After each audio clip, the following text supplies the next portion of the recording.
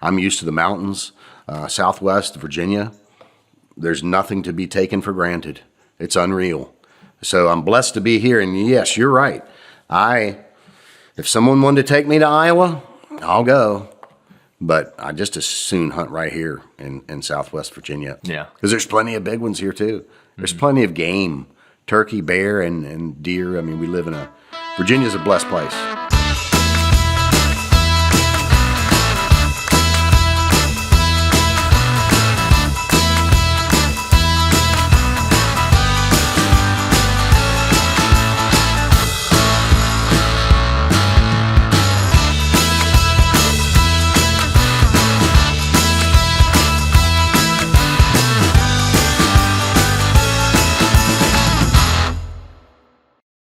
All right, Mr. Jeff Phillips, Star City Whitetails. Yeah, man. How are you doing? Great. How are y'all? Thanks for coming to Roanoke, the Star City.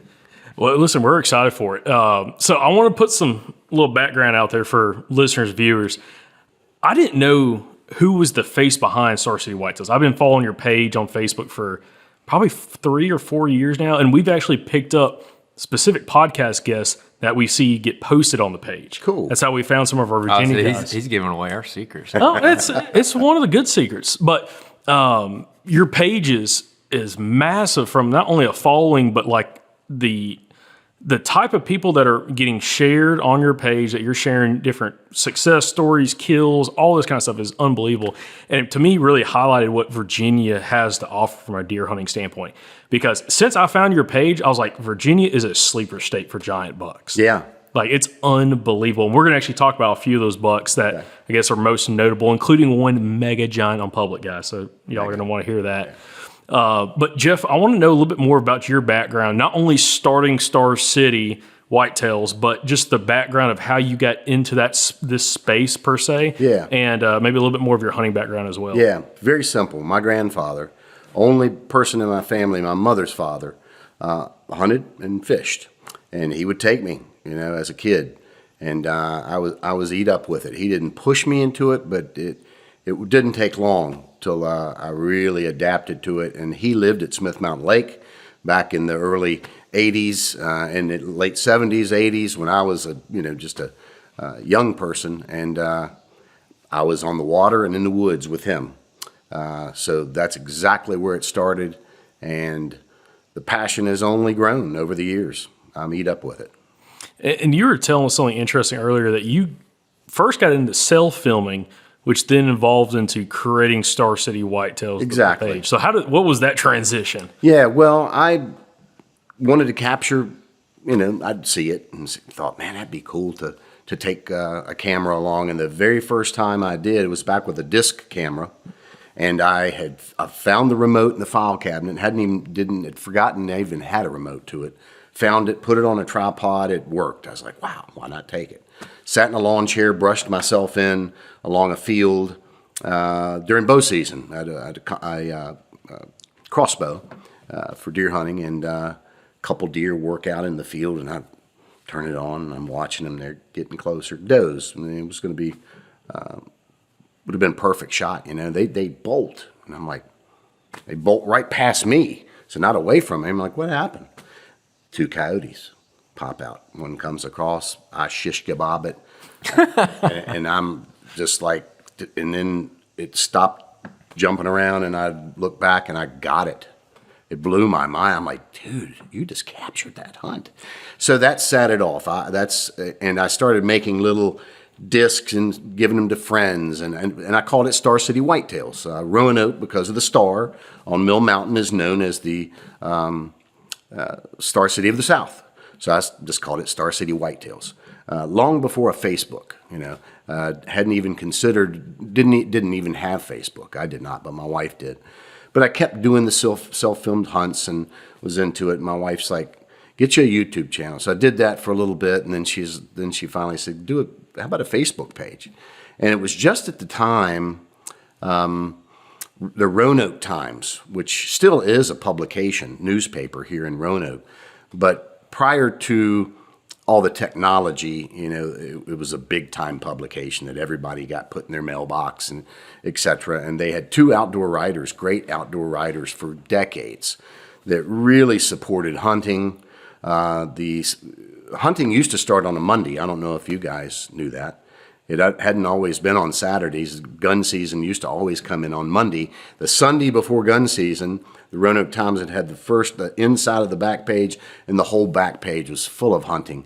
And it just sat my season off, and I'd look at it, read it, digest it, and then go hunting, but over the years, as technology got into place and publications and newspapers became less important, those outdoor writers left or were dismissed, and I thought it would be a great time to create a Facebook page for Roanoke, for a place around here, for people to share and gather hunting information. So that's really, it started with self-filming. My wife said, get a Facebook page.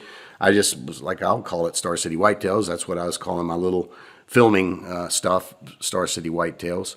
And so that page was created out of passion, but for people here around the Star City to share and gather information, because the newspaper had dropped out, really. And so that's where it started. And it's always been organic, and that's how it started. And then it's grown sizably, way beyond what I would have imagined. So with Star City Whitetails, one thing that was fascinating to me is I have friends from across the Southeast that don't live in Virginia that are members of that page or follow that page and interact with a lot of your posts. Because I think what a lot of people see, if they're familiar with your page, Star City Whitetails on Facebook, is you sharing deer of all calibers, what deer that people have harvested and killed in the state of Virginia. And some of them are exceptional. Like, it's unbelievable, some of the quality of some of the bucks that Virginia's producing. And that's where I found out about it. Like, it was, again, 4 years ago, maybe 4 or 5 years ago. I don't know what the deer was, but somehow I came across a post that had like 7,000 shares. It's probably one of my buddies had shared it. Tens of thousands of likes on it, comments all over the place of someone killing some huge deer, maybe, something over like maybe 190, 200 inches. But I still did not understand what Star City was in Star City Whitetails, because I just wasn't familiar with this area of the country and this area of Virginia. But how has, because of you starting the page, you've been like the melting pot of a bunch of different hunters in the area. Like, again, we just interviewed one of your buddies, Ralph Burton, and Barton. Oh, see, I messed up. Oh. See, we already talked about that before because Andrew almost messed up his name. He's giving Ralph crap. Barton. But you've been a melting pot for all these people to come together and see each other, because there's a part of like the hunting community that is very braggadocious, very like, oh, look at me. But there's another thing when behind the scenes, all these people are coming together and they're meeting each other through a common media space like Star City Whitetails. How has that built? How have you built relationships specifically with some of these different hunters that you had probably never known of, never heard of, but because of the page, you've met some really good deer hunters across the state of Virginia? How has that transpired for you over the last, 10, 12 years? Well, it's a blessing, because that's when I created the page. When you said the person behind Star City, I thought I'd always be the person behind the curtain, like the Wizard of Oz. I didn't know that I would be, such a part of it or even be known, Again, it was organic. It was to give something for people to enjoy. But yes, as it has grown, as it has flourished, it's the support. I've got to give all the credit to the folks who support it. They're the fabric. I don't even like to call them followers. Mm-hmm. These are the fabric of the hunting community. It's a blessing. I had no idea the friendships, the paths that I would cross. No idea, and that's the biggest blessing. I've made so many friends, and just had no idea that it would become what it has. You make a good point with the outdoor writers and publications, because there used to be, like in Alabama, we used to have AON, Alabama Outdoor News. And I used to write for them too, and they went under, and they're not around anymore. But that used to be a magazine you could get, and they'd have hunt reports in there, and you could flip through, and they did a whole like big buck contest. And so you could flip through the magazine, and you could see what people were shooting across the state, and it was cool. And now there's nothing like that really in Alabama. There's some Facebook groups that are pretty good, But the way that you've taken it and kind of like centralized it on a Facebook page is really neat, man. Like it's a really fun follow for us. And I feel like you're just providing a service. Like, media changes, things change. The magazines really aren't it anymore in most cases. There's a few that are doing good work. Georgia Outdoor News is still around. They're doing good work. But it's just cool to see. Virginia's lucky to have you. Well, I'm lucky to have Virginia and the support across many other states, I've sent hats to Alaska. It's blows my mind. Massachusetts. I wouldn't think anybody would be sitting in Massachusetts looking at Star City. But yeah, it's a true blessing. And like most things that work, they derive out of passion. That's putting stuff on that page is a joy, and it always has been. And I think it's over 100,000 followers now. And we were sitting in this living room maybe 6 years ago. Well, not too long actually after I had started the page. So it was long. It was maybe a decade. And my wife said, "Jeff, there's 500 people on your page." And I was like, "Wow, there is. There's 500 people now." That's 100,000. I mean, that blows my mind. But I've just kept it substantive. I've kept it clean. I've tried to keep the riffraff off there, and really try to support our tradition, which, by the way, is shoot what makes you happy. Yeah, I'm happy to see a 200-inch buck. We all are. But they're not out there for everybody, and that's not everybody's cup of tea. So we celebrate everything that gets sent in. And it's, my big buck contest, which we probably will get into. There's 5 different divisions, so there's no hunter left behind. And that's evolved. The first year, there was 17 entries. This last year, there was 5,500 entries. Whoa! Now, I narrowed it down. I had to narrow it down, especially the men's division. I mean, down to a tight 300. Still a lot. And but yeah, it's neat to have the platform for sure. Not to just make this a whole brag session on Star City, but another thing that I just really love about it is I highly respect anybody who's proud of where they're from and excited about the adventure in their own backyard, especially in the whitetail world, because everyone wants to talk about Iowa. Everyone wants to talk about Kansas. I like those places. We hunted Kansas last year, but I'm an Alabamian. I love Alabama. That's my home, and I'm more proud of any deer I shoot in Alabama than what I shoot in Kansas. Yeah. And seeing people like kind of pour into their home state and be proud of it, I respect it, and I'm glad you're out there doing it. Yeah, well, I was born and raised here, literally, in the Star City. My folks are from here. My wife's from here. Her folks are from here. I went to college in Radford, played baseball, went to North Carolina, Charlotte after college, and thought I needed to go somewhere bigger and badder. I was back here in a year. It was flat there. I'm used to the mountains, Southwest Virginia. There's nothing to be taken for granted. It's unreal. So I'm blessed to be here. And yes, you're right. If someone wanted to take me to Iowa, I'll go. But I just as soon hunt right here in Southwest Virginia. Or, I've been invited down. Still haven't done a dog-led deer hunt, and plenty of folks down east invite me. I just haven't been yet. But yeah, I like to hunt right here close to Roanoke, really. Yeah. Because there's plenty of big ones here, too. There's plenty of game, turkey, bear, and deer. I mean, Virginia's a blessed place.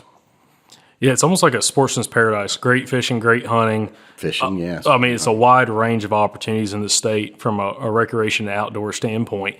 One thing that I'm really interested in, kind of with the history of Star City and looking at some of these bigger top echelon bucks that's kind of come through over the years.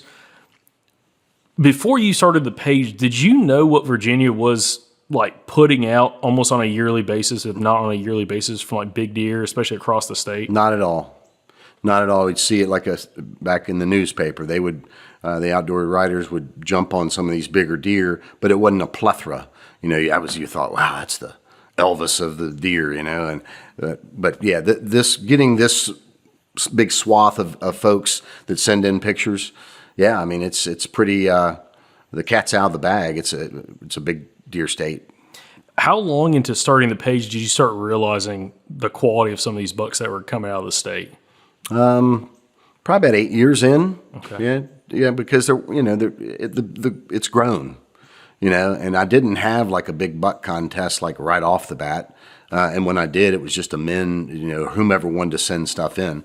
Now I have those 5 divisions, so there's people, and one of them being a women's division, creating that really, I think, got the female portion of our hunting tradition involved too. So I get a lot of pictures from the youth and the women, and just a lot of a great collection of deer. It's a pretty good barometer. Now down east, there, and probably other hunt clubs too, to get into these hunt clubs, there is no social media. You don't even take the deer if you shoot it to a game show. Some of these clubs, it goes on your wall, and we know about it, and you know about it, but they don't know about it. So I bet there's deer that, in some of those homes that are just spectacular. But at the same time, we're getting a good showing. It's a good barometer as Star City of the bucks that are in Virginia, and there's always a handful, if not, 15, 200 plus inch bucks. And I could be completely way off. It might be a little more than that. But coming to Antler Stock or going to the Virginia show, you're going to see world class. That's a big one in Iowa, and it was shot here in Virginia. Anything 200, right? A 200-inch Boone and Crockett Buckmasters, scoring buck in Virginia is unreal. 160 is awesome.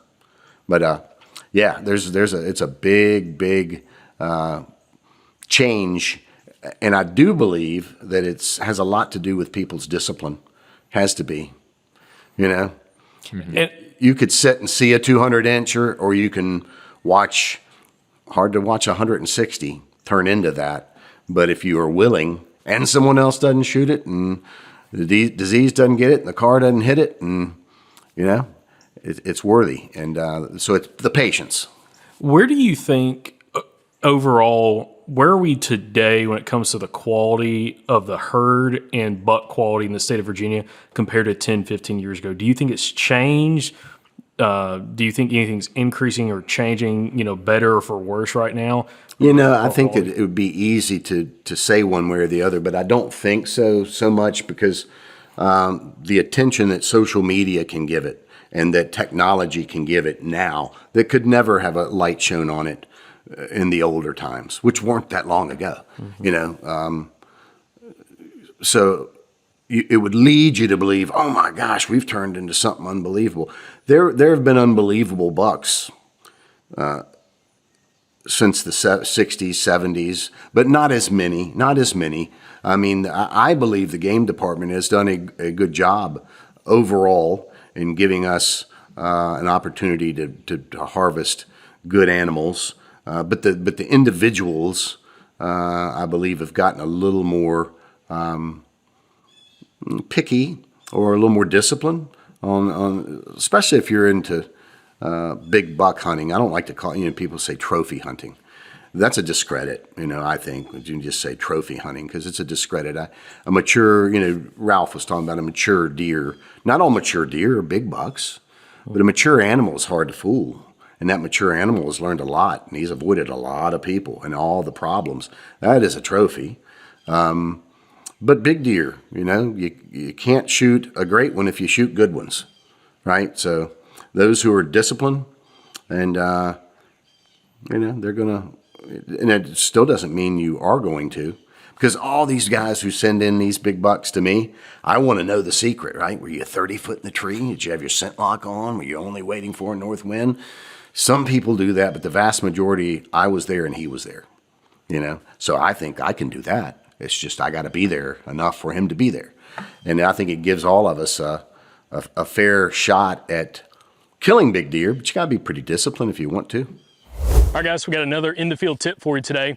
One thing we're doing right now while we're out here scouting is looking at overlooked spots and overlooked by us. One thing we always do while we're in the field is using our tracker on onX Hunt to be able to not only see where we've gone, but where we haven't been, and that's what we're going to go look at. So today, We're actually going to work up into a drainage that we haven't been to before. We've walked all around it, but we haven't been up in it. And again, it's a very important factor of using the tracker so you can see where you have been and where you haven't. A lot of times those places you haven't been is your overlooked spots. So if you want to try Onyx Hunt, you can download Onyx Hunt today and use the code SOUTHERN and save 20% on your membership. So we just wrapped up our favorite event of the entire year. That is the Southern Mobile Hunters Expo. Man, it was the best expo we've ever had. We really appreciate everybody who came by the booth, talked with us for a while, showed us your maps and everything, map scouted with us, bought some Freezer Queen shirts. Y'all really knocked our socks off. It made our entire summer. So thanks everybody who came out to the show. Now, if you missed the best whitetail event of the entire year, I do have good news for you. The Midwestern Mobile Hunters Expo is coming up Friday, August 22nd through Sunday, August 24th in Wilmington, Ohio. You know, this year at the show, there's a lot of new gear. All kinds of different companies are coming out with new things. You got new sticks, new saddles, new platforms, all kinds of stuff coming out. And this is the place you can go and try it before you buy it. Deer season's almost here. If you're looking at getting some new gear, you really need to go to this show and try it before you buy it. I highly, highly, highly recommend it. You know, we can always make gear recommendations on the show, but what I like might not be what you like. And that's why it's important to go and try it in person and figure out what's going to work the best for you. And the Mobile Hunters Expo is the only place that you can do that. So if you missed the first one, don't miss the second one. Mobile Hunters Expo, Wilmington, Ohio, August 22nd through 24th. You can find out more at themobilehuntersexpo.com. So it might be the off season, but we're still always thinking about whitetails. And if you're looking to get more mobile this fall and you're looking at saddle setups, the two most common designs you're going to see are a single panel design or a double panel design. They both have their advantages and disadvantages. A single panel design is going to be more comfortable right out of the box, while a double panel design is going to be much more adjustable and customizable to your fit. We always say on the podcast, saddles are kind of like boots. Different people are going to like different things. As a general rule of thumb, I found that heavier set guys typically like a single panel more than they like a double panel. But other than that, it's just really a matter of preference. I personally use both of these saddles. This is the Method 2 from Latitude, and this is the Lone Star from Latitude. I will say that the Method 2 is really nice because it's a two-panel design. It's almost like you have a built-in back band that'll take a little bit of pressure off your back when you're sitting down. But if you're just getting into saddle hunting and you want something that's extremely comfortable right out of the box, the Lone Star is going to be your go-to. It has an advanced hip pinch reduction system in it, so right out of the box, this is going to be very comfortable, and you're not going to have the hip pinch issues that a lot of people have when they first get into saddle hunting. So if you want to be more mobile this fall, check out latitudeoutdoors.com to see these two saddles and a bunch of other mobile hunting gear. We've enjoyed them a lot, and I think you're going to enjoy them too. That was going to be one of the questions I was just about to go into is not only have you seen all these deer, but you've talked to a lot of these people. You've made friendships like Ralph and all those guys through the page.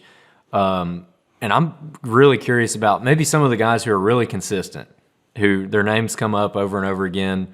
You've gotten to know them. They're just great hunters. Is there anything that you personally have taken from some of those relationships that's helped you in your own deer hunting? They don't run their mouth. They don't tell you. They don't tell everybody what they're doing. But what they are doing is they're very selective, and they're hunting good places, where they know, and they're watching trail cameras. They're letting these deer grow, but they're not talking much. And yes, some of them will share those bucks, and we share the county, but just they're disciplined. They're very passionate, but they don't look out the window on a cold November morning and say, the wind's blowing, and get back in the bed. That's easy to do, right? They go ahead and go. That's the number one best deer killer is just going.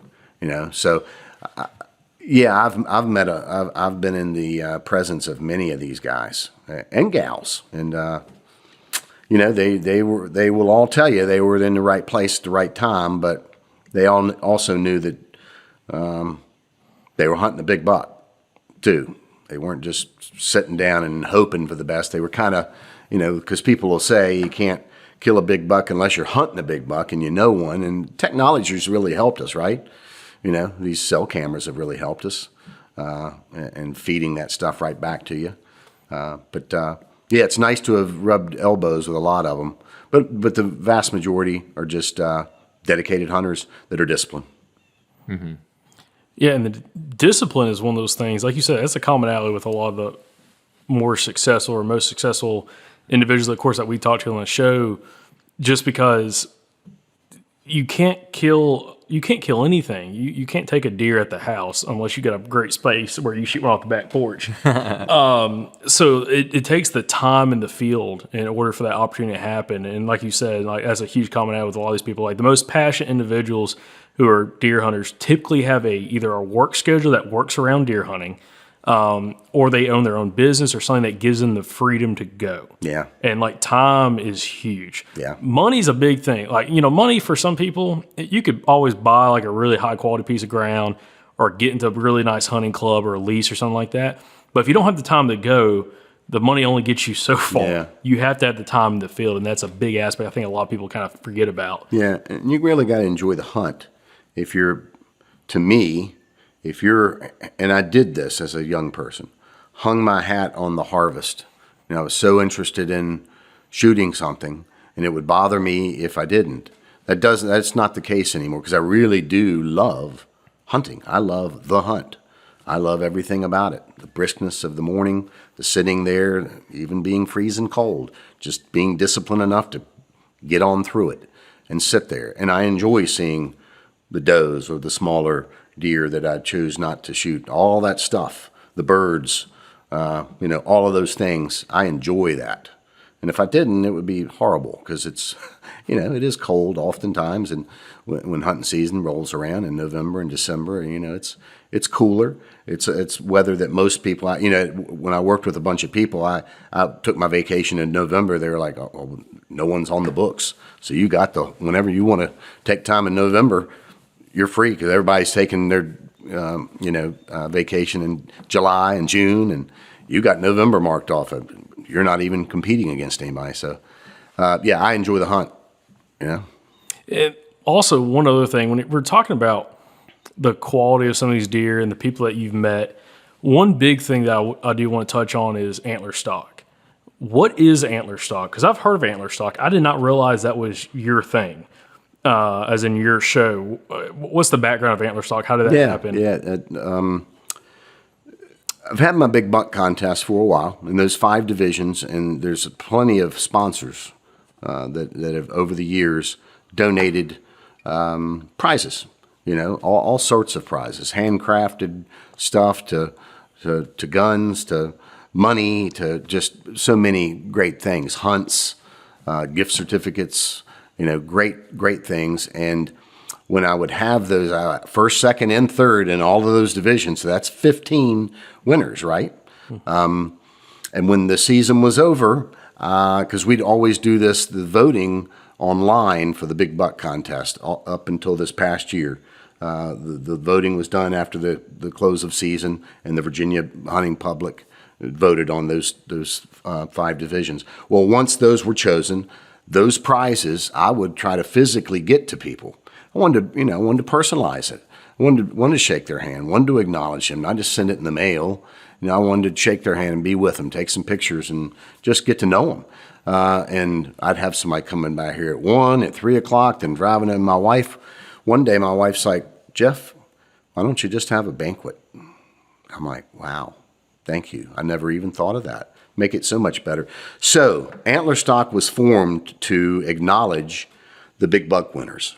And then I thought, well, maybe some other people would like to come to that. And this was the third annual, July 19th. So several weeks ago, we had Antler Stock, and it's one day.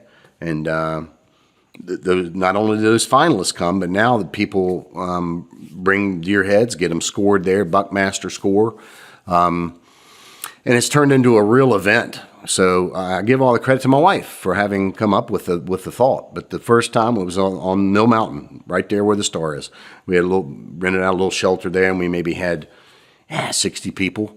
And a couple weekends ago, it was 500 people because the particular venue, which is beautiful, but it's parking. You can't get 1,000 cars in there, so you can't have so many people there for it to be effective.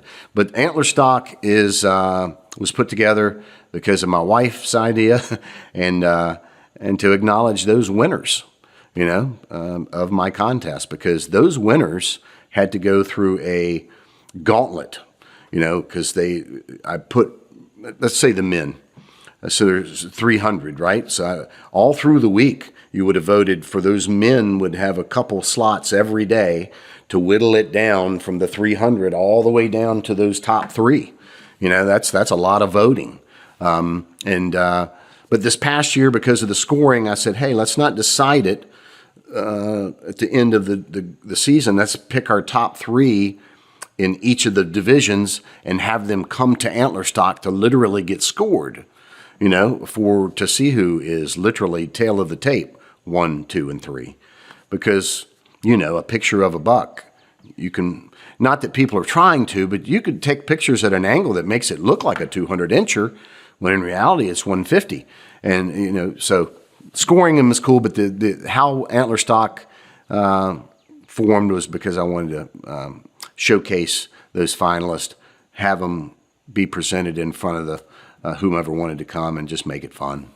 Well, it's also one of those things people love seeing big deer, big antlers. So like having like a live event like that, like we have a big buck competition that we do that always goes on at the end of the season. Normally it's the last Saturday in February that we do it with one of our partners in Alabama. And it's amazing the people that come, of course, entering the competition, but also people that just want to see top echelon bucks from our home state of Alabama. I feel like the same thing for you guys, be able to see some of these top deer that are getting killed that people can actually go see in person, meet the person that, took that deer and so on, hear some of the stories and share their own stories, but also get their deer scored, which is really interesting that y'all do that. Now, I do want to get into some of the stories of some of these individual bucks that are kind of most memorable over the years.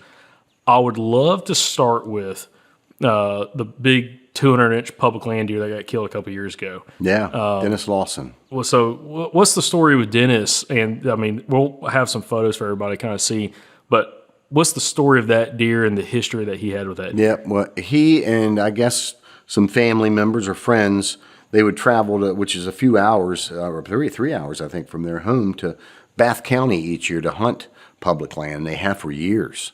And they hunt in one particular place, and this deer, he missed it 4 years ago, just missed it. And then had another shot at it. It was the 23-24 season when he won my big buck contest. First time that my big buck contest has been won by a public land deer, which that was cool. I mean, it's cool when whoever wins it, but when a public land one can win it, and he had redemption. Other people knew about this deer, and you saw the picture, right? Oh, yeah. It's like, oh my goodness. Well, when it shows up, oh my goodness. Again, it had no camera shrinkage. When it got to the show, it was as big as the pictures. And what a nice guy. He brought it back this year. He was the defending champ, and he brought his deer back, but 203 inches Buckmaster, which, you're familiar, I'm sure, with Buck. I like Buckmaster because it's not taking, if the deer grew it, you don't take anything from it. There's no net, just a gross. So it's the same as Boone and Crockett gross. The gross is all that matters. 203 inches of horn on a public land deer that people knew about and were hunting, and he was able to redeem himself and shoot that deer at its pinnacle, for sure. So yeah, just one of those public land giants. And the pictures, I'm sure you'll show some. Yeah. They're unreal. It's unreal. And it's like the commonality with a lot of the deer that you sent us that we'll talk about, but even some of the deer I've seen on the page, is the mass that some of these bucks carry. Yeah. I mean, it is exceptional, especially even some of these mountain deer that don't have the best food sources that are able to put on unbelievable mass to the point that you would think this deer was in, Iowa, maybe Kansas, Wisconsin, something like that. But they're coming out here in Virginia, different parts of Virginia, but in, different areas. It's unbelievable, some of the characteristics. And like his buck, Dennis's buck, is a great example of that. Split brow tine, and just stuff. He's got everything, but just a huge frame. And also, like, the one interesting thing with especially some of the bucks that you sent us is how wide some of these deer are, or is unbelievable as well. Yeah. It's not like, there's plenty of deer. Like, there's a deer last year in Arkansas that got killed and I think he won their Big Buck Classic in Arkansas this spring. I think he was 210, 212, 213 inches, something like that. But he's only like 16 inches wide. Wow. But he's got tine and beam. He's got everything else in order to compensate. But when you have one of these wide frame, heavy mass, tall tine bucks, long main beams, it is like what every deer hunter dreams of. Yeah. It's like the Big Buck Hunter video game. Yeah. Okay? Yeah. Like it is like that deer, and it's amazing what some of these bucks look like around here. Again, it's not like everybody's killing those kind of deer. No, those stand out, you know. Like at Antler Stock, just a couple weeks ago, there was a guy there, Hunter, and he had that's his name, Hunter Half, and he had the main beams were 30 inches. And, oh my gosh! So Anders was, who's the Buckmaster scorer, Anders Blixt. He was saying how uncommon that is. You know, that he said that's world class. Yep. Because he said, your typical. I said, well, what's the typical? These big ones. He said 25 inches, 24, 25 main beam, 26 maybe. But this had 30-inch main beams, which he'd only scored maybe one prior that was like that. And it was just crazy how it came around, and just a bruiser. Yeah, right here in Virginia. Yeah, I get chills thinking about that. Yeah. And one other thing about Antler Stock, it's not just the people from last year. It's people that have brought deer, like when I sent you in the 70s. Mm-hmm. People bring back these old deer that are just massive. So you get a heck of a collection of bucks. But that public land, Dennis Lawson's buck was unreal. Yeah, maybe at some point, maybe try to get Dennis on the podcast to kind of tell that story. But you sent us some other ones. There was one unbelievable non-typical that you sent us that looked like had Tom Harvey, big split beams. What's the story on that deer? Yeah, and this guy is as honest as the day is long, and a great hunter, and has had a lot of success, and hunts out of the state, hunts here, and hunts all kinds of different animals. He happened to. Actually that buck was taken in December. So a lot of people, when November's over, people are like, oh man, the season's over. So many great bucks have been killed in Virginia in December. They really have. So never give up on December deer hunting in Virginia. But he was at home, and he was off work, and he was burning some piles of wood outside and messing around, and you can run deer there. And there were some people on the neighboring lands that had dogs. He could hear the dogs, and he was seeing deer running. So he said, well, I might as well go in here and get my rifle and have it out here with me in case, And that deer and another one showed up. He said the other one was just as big. And the dogs had ran him over to his property, and he shot him. He could have made up some big story, right? 30 feet in the tree and had my scent lock, and I was over here in the national forest and all. No, he told me. And then, and the truth's the truth. And he was you're talking about the right place at the right time. Yeah. It was a good time for him to be off work and to be at home. We say you can't kill him at home. Well, he did. He was able. He was able to kill him at home. That one, and that's. I hate to. Well, I don't hate. I don't like to just give preference to any one particular deer. There's so many great ones I've seen, but that one is just a monster. And when you see it in person, it's got stuff everywhere, and it's all thick, and it's big, and it's such character. It's a great deer. What did that deer end up scoring? Do you remember? Yeah, I think I had 212 and change. Mm-hmm. Oh my goodness. 212 and change. Again, that's Boone and Crockett. Yeah. 212 and change. Because 160 is a big deer. Yeah. Is a big deer. That's another 50 inches. Oh my gosh. When you put it like that. Put it in consideration. That's another 50 inches. Yeah. Unreal. And he's an unreal cool dude as well. And archery and does it all and never brags. Just one of those genuine, he's a hunter. And he was blessed. He knows that. He was blessed that deer ran that way that day, and those dogs, those other hunters, ran him over there. Because that Campbell County's right there where the line is for dog running, so He isn't involved with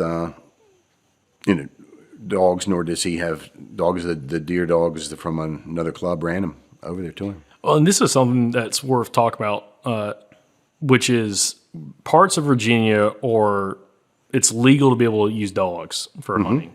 Same thing in Alabama, Florida. There's a bunch of states in the south, or a handful of states in the southeast that still allow dog hunting. Some of these big bucks, these giant bucks, are coming out of those areas where there's dog hunting, and a lot of people talk about dogs as being like, man, if you get dog hunters around, like you're not going to have anything. Like they're killing everything. Bucks don't get age. And I'm sure there's places like that for one way or the other. But some of these places around here, what you're talking about, and some of these counties that allow dog hunting, there still are these world-class bucks coming out of there for whatever reason. Do you have thoughts on why that might be the case? Is it the ruggedness? Is it the thickness of terrain? Is it food and agriculture? Like, what are some of the factors, especially on the eastern part of the state, where some of these big deer are coming out of, where they can still run dogs? Well, in eastern Virginia, there's more agriculture, so the ground is more fertile. I think a lot of the cover down there is much thicker than here in the mountains. There's laurel and stuff in the mountains, but it's open too, not open fields because you're in the mountains, but it's real thick and dense, a lot of that. So and I'm not partial. I've never been on a dog-led deer hunt. I have a bear hunting, and it's fantastic. The camaraderie is unbelievable. The dogs are champions. It's cool to hear the barking. It gets you going, the blood going. So I think it's awesome, and that's the tradition down there. But I think the success down that way and the antler growth is certainly from what's coming out of the ground. Iowa is that for that reason, right? It's fertile soil, and it has been for hundreds of years. So therefore, what is eating that fertile soil is going to be a little bigger. Down in eastern Virginia, so much agriculture, soybeans, peanuts, just ag fields, flat land, very huntable, but a lot of it's thick cover, and dogs certainly don't hurt the chances of getting them out of there. I've been in the mountains, like we were talking earlier, and sat there and not seeing anything. And I thought, man, would I like a pack of beagles to come through that laurel and see what happens, So I'm all for it. It's tradition. I support the tradition of hunting. If I were born and raised running dogs, all for it. I'm born and raised here. That doesn't mean I'm against it. No one should be against it. And a lot of it's fake news, as Trump says, fake news about whatever is happening with dog hunters. If dog hunters are dropping their dogs right off beside your land that says trespassing right there, that's not cool. But I think the vast majority of them do care. And hey, it's tradition, it's legal. I really do want to go on a dog-led deer hunt at some point. But I think the success rate down there for the bigger quality, and there's big western deer. There's great big mountain bucks like that 203. He was Bath County's mountain. It's a lot of national forest in Bath County, but that's a mountain county. That was a mountain buck. But these big ones that come out, Surrey County comes to mind. Surrey has Surry, has so many big bucks come out of there consistently. And that just means there's good genes and there's good food. Yeah, absolutely. It's just fascinating because that circumstance. Now, there's a few other deer that you had sent us. There was one with a woman. It looked like a giant typical. What's the story on that? Yep, she and her husband were hunting together in a blind and right place to right time. I'm not so sure. I can't recollect if they knew the deer was around or not. I don't think that they did. Real nice couple, and she was able to get the shot and get it done. And that, to my knowledge, that deer is still the biggest ever taken by a female in Virginia. Miss Long, that's her last name, and I sent you that buck because isn't it beautiful? Oh, it's unbelievable. I think there's 16 points maybe, but they're all right around there perfectly. It's like a giant rib cage. Yeah, yeah. I mean, it's that kind of deer that people are like, oh man, he looks like he had a giant rib cage on his head, a rocking chair. That's what that deer looks Yeah. like. Well, and I've hunted. I'm 58. I've hunted ever since I was 10. I've never seen a deer like that in the woods. I would hope I could compose myself. That's the other thing about these big deer that are shot, the composure that it takes. People think, oh, well, they had a gun, and I understand. You know, it's a pretty good advantage that I've got the gun. You know, not traditional archery, but it's still, you got to pull the shot off, and you haven't target shot at anything like that. You've target shot at the bullseye. That's steady, and you got, you know, you're on the bench and then clipped in, and all of a sudden, there's that. Mm-hmm. And being able to compose yourself and actually successfully kill ones, I don't know. That's that's amazing stuff. Well, do you remember the size of that deer, of her buck, Miss Long? 190. Yeah, I think that's right. Yep. I remember looking at your article you had written on it. I was going to say it's under 200, but the thing is, like, when you get one of those giant typicals like that, to me, the frames are so much more impressive. Yeah. Like, it may not score as high, but God, it's, you know, people dream of a deer like that their entire life. It's a record book. And Yeah. It's a huge all-timer.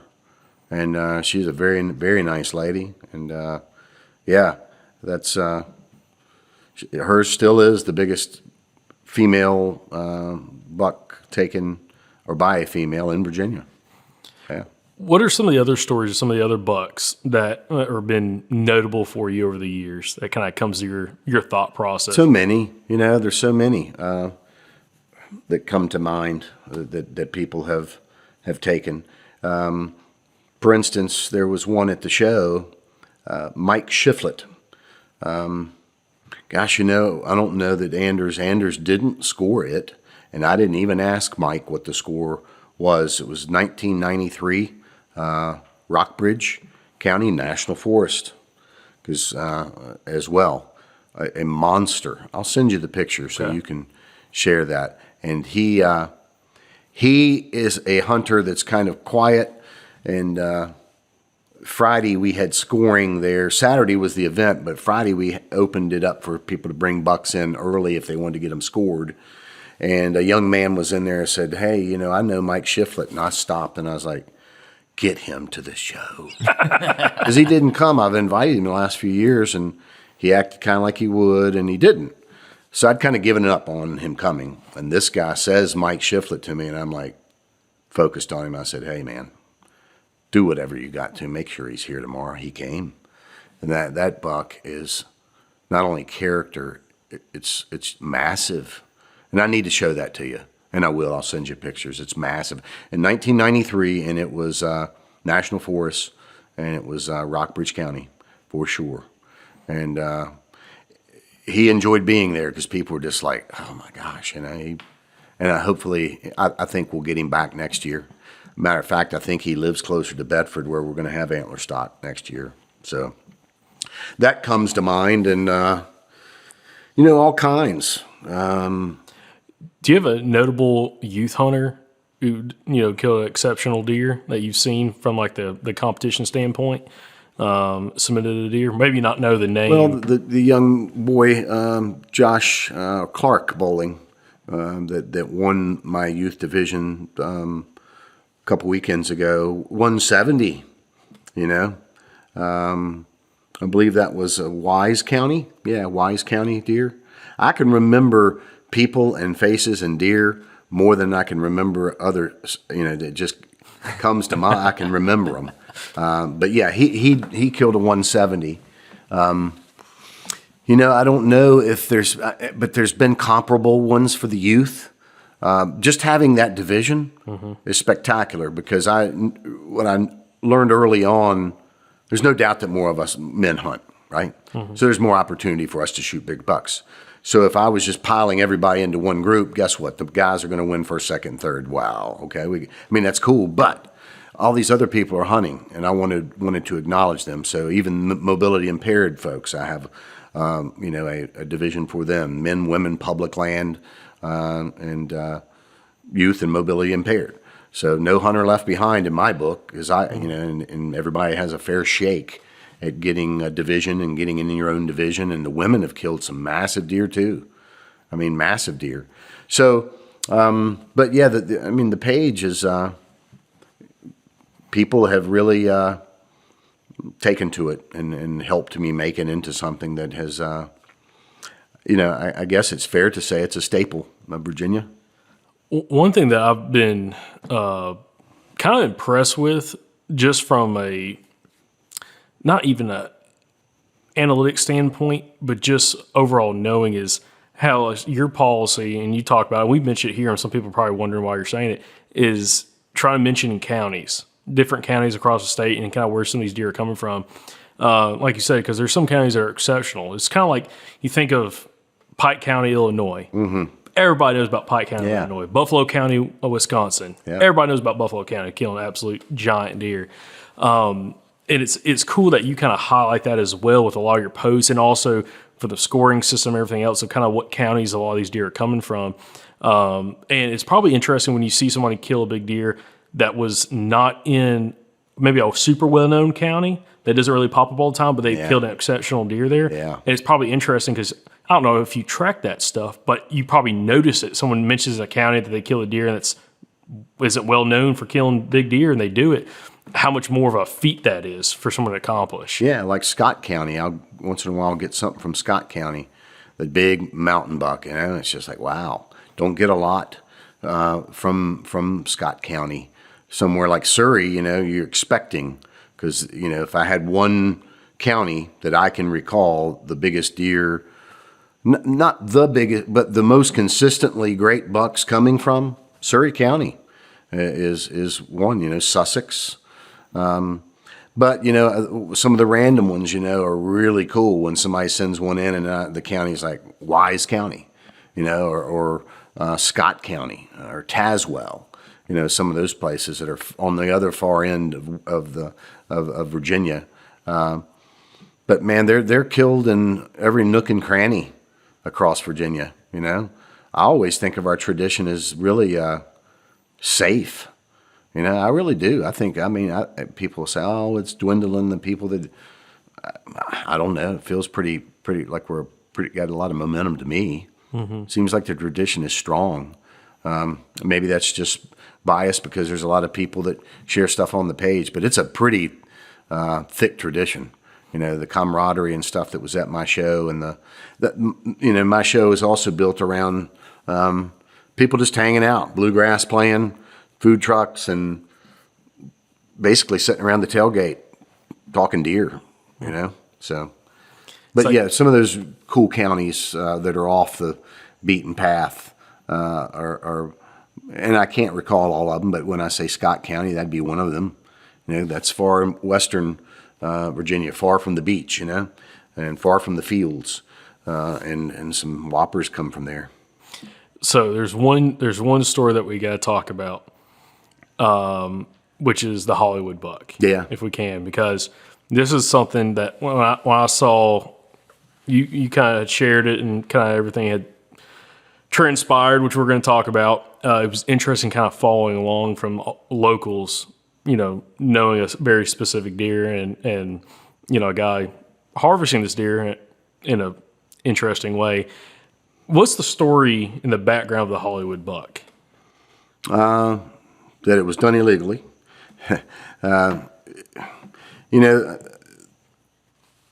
There are folks out there that really want the fame of shooting a big deer and will go to extra great lengths to do it, which is unfortunate because at the end of the day, I don't know, you got to check in with yourself, right? For me, anyway. So when I look at these deer, I can tell you the story, I can tell you the weather, I can tell you where I was. I can remember more about that deer 10 years ago than stuff I've forgotten about during the 10 years. Not for this person, made a mistake and was over the edge with it, and he sent in 3 different deer that were killed in that cemetery. 3 different ones, and the first one was really nice. The second was a little nicer, and back and forth. I was like, man, congratulations! He's a great deer, and he's thanks. And then the final one that was sent in, I didn't recognize it right off. I didn't. I've seen the Hollywood buck. I've seen the pictures, but it didn't click. I was like, wow, now that's a massive buck, the same guy. I'm like, gosh, man, what a year. And he was thanking me, and I was like, congratulating him, and posted it. And within seconds, somebody shot me a message that said, that's the Hollywood buck. And I knew what the Hollywood buck was. And I was like, what? And he quickly sent me a picture, and I matched up the bases of the antlers. It had some growth on it. It was identical. And yeah, it turned out that all three of them were. So, I'm certainly glad that the page was part of, getting the guy caught. I just really hope that I hope that something has changed for him, because that's awfully embarrassing. And it's, like I said, I can tell you all the stories about this. He didn't have any stories to tell, and if he would have gotten away with it, and just a lie is a lie is a lie, and it's a bad situation. So that was like a famous buck around in a cemetery? Yeah. There's the Hollywood, the cemetery in Richmond, to my knowledge, maybe is a couple 100 years old. It's a big cemetery, and I don't know how many acres, but a lot of acres. And I've never been there. But every year there's photographers in that Richmond area that take pictures of these deer. And I think this one was actually the son of one a few years ago that was, just as big. And the genes passed on, but they were living their best life. There was nobody, you can't hunt it. They were, I guess it never drifted off the property so it could get shot, because I'm sure there were urban archery hunters that would have loved to have taken that thing legally, right? And we're probably looking for a place that was as close to it as they could get and to do it legally. But yeah, he'd gotten in there and at night and had poached these deer. So I guess there wasn't a whole lot. I guess you could get in and out of there, which you can at most graveyards. I don't think they chain it up at night. And but I don't know all the particulars. But he was able to get in there, and I'm pretty sure it was probably with a crossbow that he was getting these deer with, and then putting it on there as if he had taken it from his hunt club and stuff like that. So, as much as I'm happy about the apprehension and him being pointed out and basically made an example, and it should be an example for all the people that are listening to this and watching it, that are tempted and maybe are doing it. Doesn't get you anywhere, because it's you. And if you can lay down at night and you're cool with it, then I don't know how you are. If you can tell someone, and your kids and your grandkids sitting on your lap, that's how I took this deer, and you're lying. Nobody likes to lie, really, right? You don't feel good about it. So I hope that it helps reform the guy, to be honest. I hope something good comes out of it for him, because he was in a bad place to do that. Well, it's the whole concept. We talk about this all the time, but big deer will make a grown man real dumb. Yeah. And act real dumb. Can. And it's, it's unfortunate, but I remember following along on the page and ended up seeing the buck. And I didn't catch on. I think I might have saw your second post about it when it kind of came out about what deer it was. I was like, what is this Hollywood deer? And then I saw one of the photographer's photos that they were posting it all in the comment section. I was like, okay, I've seen that before. I've seen that deer before. And it's unfortunate that someone ended up taking a deer illegally like that, because it would have been a way better story if, like you said, an urban bow hunter in the area. That's right. That buck during the rut or something came slipping over and he killed that deer, and it was all legal and it's all good.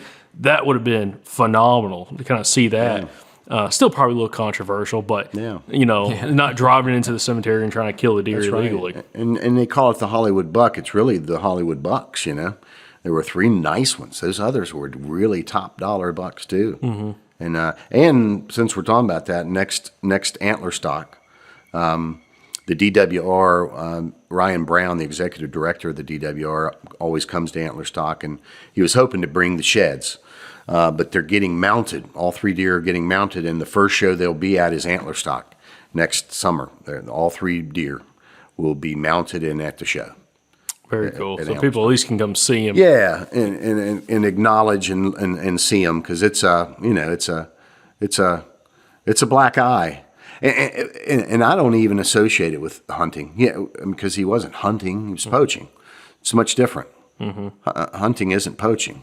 Yeah. You know, and so it doesn't really give a hunter or hunting. You know, some people were like, it's hunting." It had nothing to do with hunting. He wasn't hunting; he was poaching. Well, one thing I wanted to kind of get into as well is a little bit more of your kind of hunting background. You've killed some great deer. They're kind of sitting behind us. Can't really see them on camera right now, but how would you describe your style of hunting? Because you hunt the mountains. What's kind of like your background of like what you've had success with in your approach to whitetail hunting here? Yeah, I don't get too sophisticated with it. Try to be smart about things you should be. There's no doubt that scent is, you know, I don't wear cologne. You know, I pay attention to the scent. The mountains, you know, when people say I'll only hunt this deer on a northeast wind or something like that, I understand that if you've got it, and I believe in that if you can. But in the mountains, when you leave and it's an easterly wind, you get up in the mountains, you position yourself for an easterly wind. The next thing you know, it's changed around. It swirls in the mountains. There's no really way to avoid it. I don't worry about it. I worry about what I can control. Can't control the weather. I'm not worried about the moon phase at all. People swear by it, but if I've got the time, I'm going. If it's full moon or not, I do believe it's a full moon.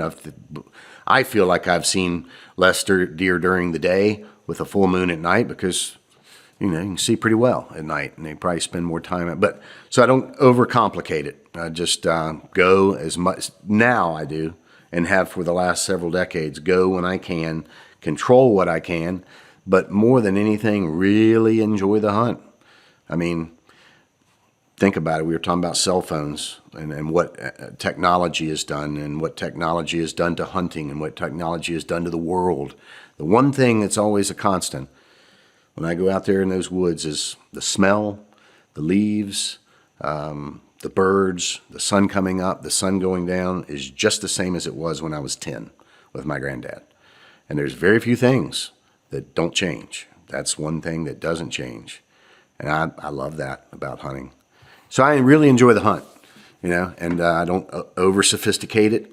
Try to be smart, try to do some target practicing, make sure the gun's working right, my muzzle loader, my bow, and then get out there and go after it.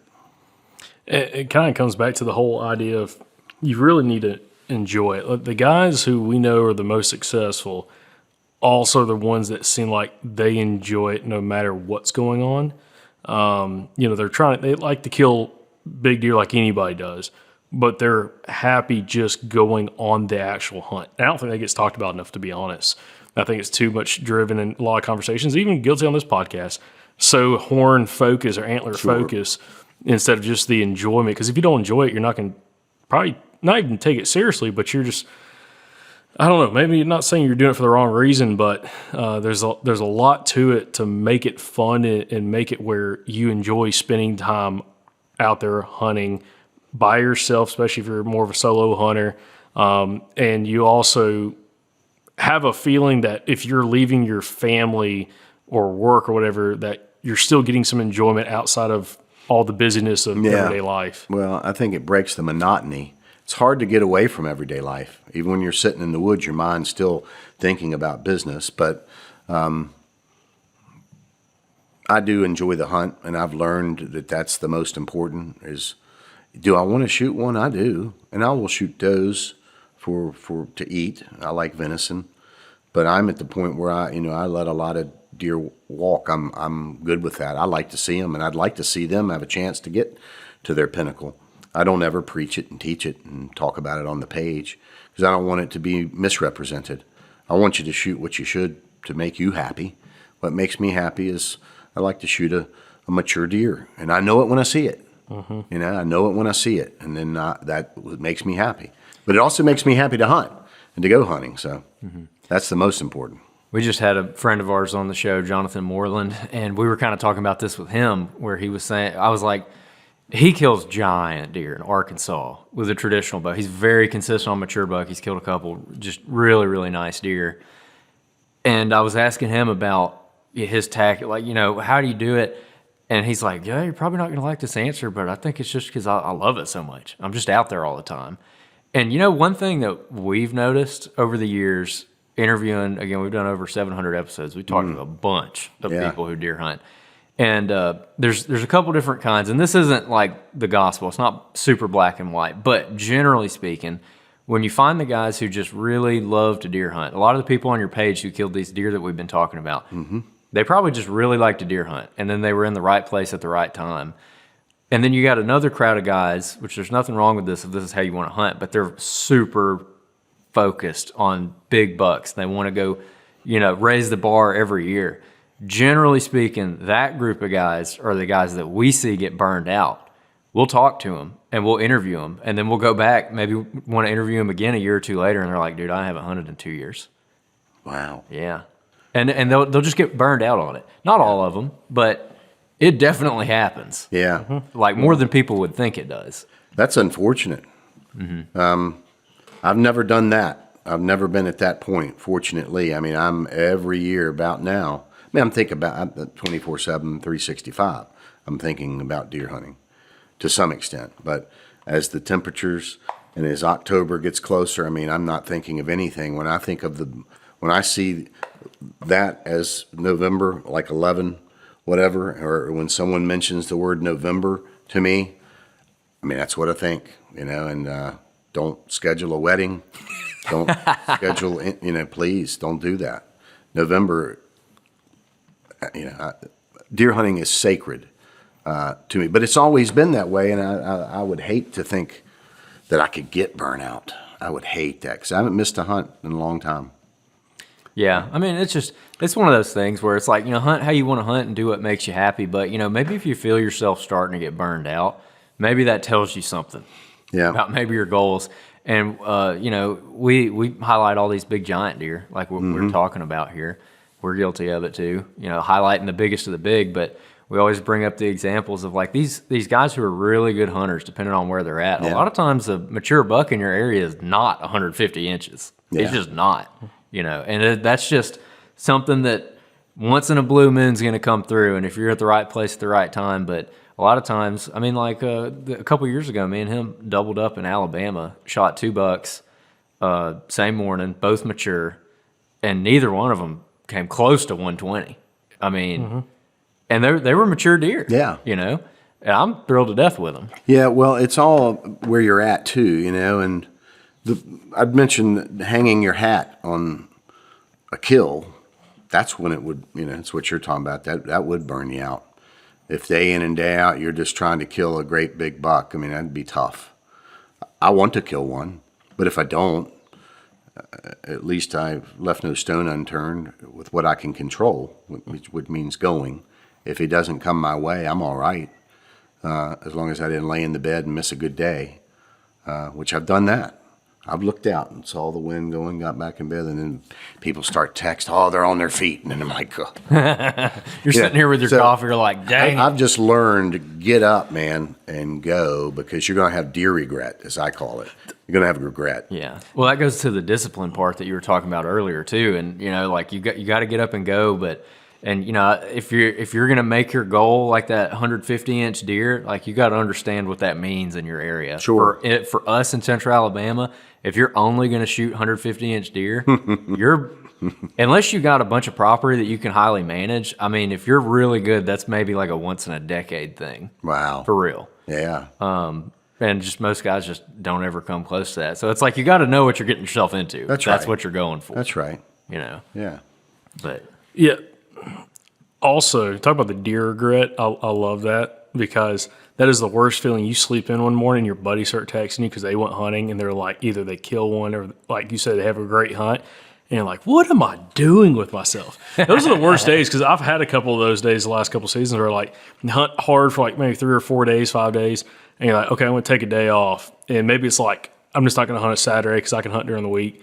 And my buddies are going Saturday, and all of a sudden I'm waking up and like maybe he's out there and I'm not, and like he's seeing all kinds of stuff, or cameras were lighting up. I'm like, get out! Or buddies, and I'm like, are you kidding me? Like, gosh, that's a terrible feeling when you have that. And at least if you go and you didn't, you went. So you can't chalk it up to anything but you tried.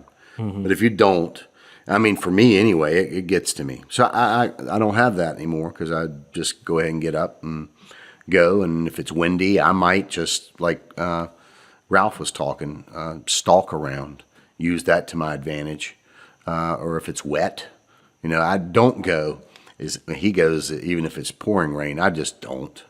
I don't. And if I do have a blind, a nice Banks blind, I might go get in that, use the umbrella to it, and then get in there. But if it's wet and it's rained, man, I'm on the ground, kind of just moving and trying that, adapting to whatever I'm being given. But go. I mean, that's the one thing you can control, is to go. So, and all those people went, and they were at the right place, the right time. Those big bucks to me, when I see them. I have friends that are like, gosh, you post all those big bucks. You've not shot one yet.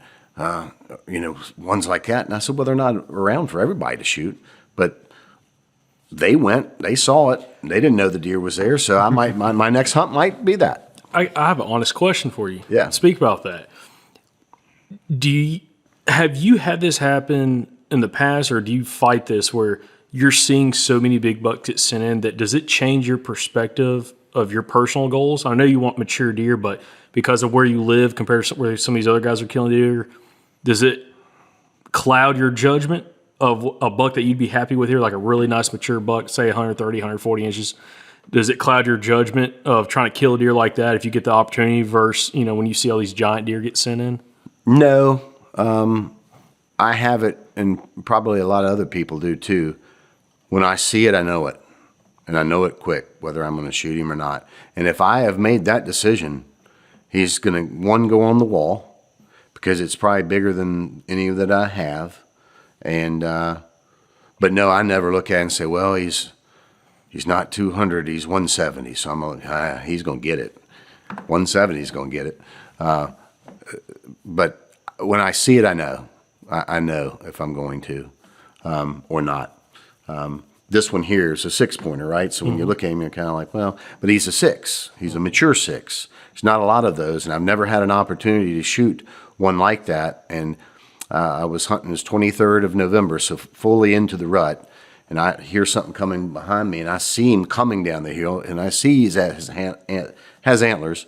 So, but he didn't startle me, like, wow, so I got my video camera, and he's coming right down behind me, and I've got him in the finder, and he gets profiled to me over here where I can literally see him, and he was really nice and a big body. And that's when I made my decision. I put the phone down, got the gun, and he got right out into the opening with 15 yards from me, but he was behind a little something, and I grunted, and instead of him turning and being startled, he took off. I was like, oh man, but he ran 100 yards and then followed the creek right back out into the field, and I was ready and shot him, and I had not shot one since 2019 because I do have discipline. I like to shoot what I call a mature buck, and when I saw him, I knew I was going to shoot him, and then I recognized before I shot him that he was a 6, and I don't know about Alabama, but and it probably is same everywhere. I mean, it's a rarity, not a diamond in the rough, but a mature 6. There's plenty of basket 6, right? But a mature 6, not a bunch of them. I've never had the opportunity, so I was like, wow, I'm going to take him. Yeah, I've killed one mature 6, but he doesn't have a frame like that. That deer is impressive, and we always joke about this. Like, of course, more tines the better, more points the better. People are like, oh, that's great. Andrew and me, and a lot of guys down where we're at, I don't know about everybody else watching and listening, I get a little crazy for a big 6-point. We have one on camera. we didn't see him last year on camera. I don't know if he got killed or something, but he's one of the more impressive 6-points I've ever seen. He's probably 22 inches wide, big old beams. G2s aren't huge, but they're probably 8 inches with good brow tines, but he's just obnoxious looking. And it's like, that is one of those deer that not many people can say they ever killed a big 6-point. And again, a mature deer that just has that characteristic. It's cool when you see one. Yeah, and when he was coming down behind me, I saw the rack, but it didn't startle me like, oh man, he's got stuff everywhere, because he didn't, but he was in stuff, and I really couldn't tell. But again, when he got profile, immediately I put the camera right down on my phone and just got the gun, and I was ready. But yeah, so a 6-pointer, I was thrilled. But Virginia is no longer a sleeper state. Yeah, I mean, I think word's getting out, about Virginia. The only thing I say about Virginia, and one reason I call it a sleeper state, it's not a destination state for very many That's right. whitetail hunters Yep. to travel to, especially guys that are trying to hunt on public land. Plenty of people from all over the country go to try to draw Iowa or go draw Kansas or go to Ohio, Illinois, Wisconsin. But you don't ever hear very few people coming to Virginia unless they're a neighboring state. We know some guys in North Carolina, in Tennessee that come across the border. They buy a license and they hunt Virginia. And it's one of the states that at some point me and Andrew are going to try to come and hunt up here just because mountains are interesting. I like mountain hunting specifically if I can carry a muzzleloader or a rifle. Makes me a little more excited about it. Andrew tried to kill me last year in North Carolina hunting some big mountains with a bow. I ended up killing a deer. But that was rough. But it's cool when you, like you said, coming out and hunting in November, have a muzzleloader or a rifle in your hand. Big woods situation, you never know what could be there. That's right. And that's the adventure of, I think, hunting big woods in mountainous areas, specifically this part of the state. I mean, yeah, you got trail cameras, that's one thing, but you don't know what buck could be coming from 3 or 4 miles away that you did not know was there. Yeah. Well, the old school hunting, when I went with my grandfather, there were no cameras. We would just walk back in the woods and sit down, just sit down. I'm into that type of hunting. I have specific places I go, but I don't really try to strategize too awfully much. I have a stand where I can see a lot of land in that one area. Is it the best place on the property? I don't know. It's a pretty good place, but I'm all about.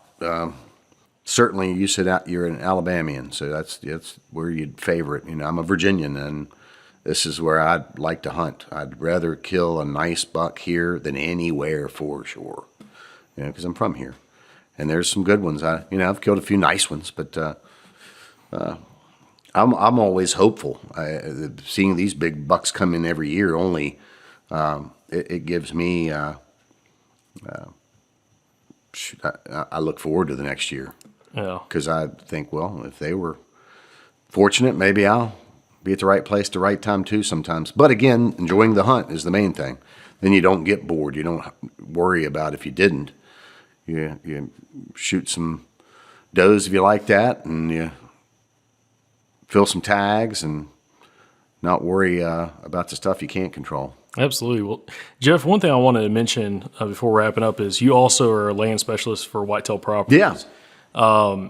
For anybody that's, of course, looking to buy land around here, make sure, we can give out some kind of email address maybe if you want to, people to reach out. But is it, at this point of not even the year, but where we're at when it comes to recreational land and stuff like that, how is it in Virginia right now? Fantastic. And the best time to see land is upcoming through the winter months when the canopy has shed and you can really see the skeleton of the property. I don't mind walking through the woods right now, but it's just a little better, right? When it's cooler, no ticks, no this, no that. You can really see, when December, January, February, March roll around, that's the best time to see land. It's the best job I've ever had. And Whitetail Properties is a great company. It's nice to have that logo and the deer antler, but I'm still to sell a property to someone who is just looking for hunting land. If I was in Pike County, it'd be just the opposite. Or in Illinois, where Pittsfield, Illinois is where our home office is. A lot of those guys are selling land for deer hunting. Here, land is a great investment. Not only is it a great investment if you made it, unless you made a bad decision on the price, but you're gonna be able to enjoy it while you got it. The stock market's like this. You don't enjoy that, but when you buy good land, you can enjoy your investment while it's gaining in price. So I enjoy the job, and Jeff Phillips. You just look me up. You call me. My phone number's on Star City Whitetails. It's on Whitetail Properties, and just look me up. And we all have territories within there's 14 of us here in Virginia. And I have my own territory, and be happy to help. Yeah, absolutely. And I'll tell everybody out there, if you're not following Star City Whitetails on Facebook, you're missing out. But I would highly recommend going and following it. Well, it tickles me, honestly, that like when you called me the other day and you're from Alabama and you guys are on it and you follow it, that means a lot to me because I don't know where all the followers are. Kind of like when the people who watch your podcast, you kind of know where the majority or this and that, but you don't know where everyone is. It's wonderful. It's wonderful that I'm getting support on a broad scale. Makes me feel like I'm doing the right thing, which is pretty easy to do because I'm into it. Putting good stuff on there. And when I say good stuff, it's people, when I wake up in the morning, there'll be 6 or 7 overnights that have come to me of an albino deer or a big buck here and a big buck there, or doe with a couple fawns, or the bear in the trash can, whatever. And I share all that stuff. It's become that. I used to have to put a lot of stuff on the Facebook page to keep it going. Now it sustains itself because of the people. So I appreciate all the support. Absolutely. Nice. Well, Jeff, we appreciate you letting us come to your house, set everything man. up. You've been phenomenal. Well. And look forward to talking to you some more. Hopefully maybe coming to Antler Stock next year. Please, if And you would. I'd love for absolutely. y'all to come, and I'll remind you Okay. Yeah, That'd be yeah, great. definitely do. ahead of time because, the 25th is when we're planning on that July. Okay. And this is one of those blessings I was talking about. Here we are sitting in the living room simply because of a hunting page. So Exactly. Well, appreciate it. We appreciate everybody watching the podcast. Thank y'all for listening. We'll catch you back here on the next episode from the Southern Outdoorsman. And remember, guys, y'all stay Southern.